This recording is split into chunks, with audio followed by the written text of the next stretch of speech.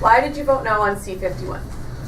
Well, like many lawyers and experts who analyzed the legislation, there was concerns about the effect that the C-51 would have on the liberty and on the privacy of law-abiding Canadians.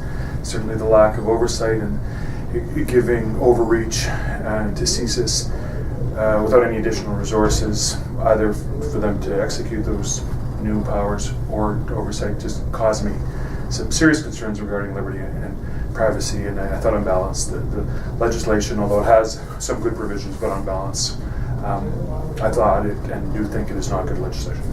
And why do you think we need more review and oversight on Canada's spy agencies?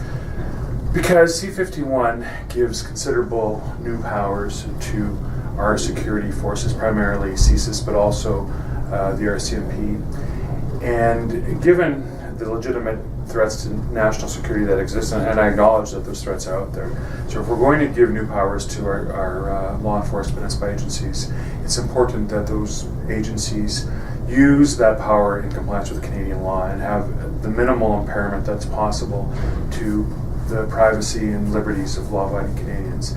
So without effective oversight and review, there's no way to ensure that there's minimal invasion, and so I think that the lack of increased oversight and review is a fatal flaw in C-51.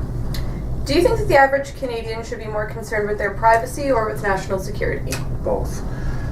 They're not unrelated, and it's not a zero-sum game. I can't remember who it was, the philosopher that said those who are prepared to sacrifice security or sacrifice privacy and freedom in favor of security deserve neither, and that's largely true. I mean, Canadians should be concerned about ISIS and they can be concerned about national security, but the challenge is to provide a balance between national security and promoting and defending individual liberty and privacy. So I think it's all part of one debate, and striking that balance is the goal, and in my view, C-51 doesn't do it. Why do you think fear politics is so effective? Because it plays on raw emotions.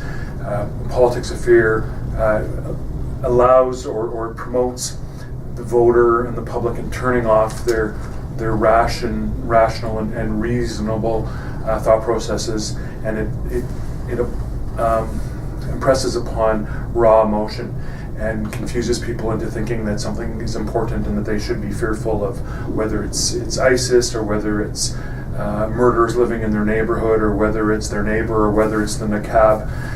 It promotes something that you should be scared of, and then irrationally tells you that whoever is promoting a certain piece of legislation is the only one that you can be trusted to defend you against that irrational fear. And when you replace logic with fear, it's easy to confuse people and make an irrational argument. That's a wrap.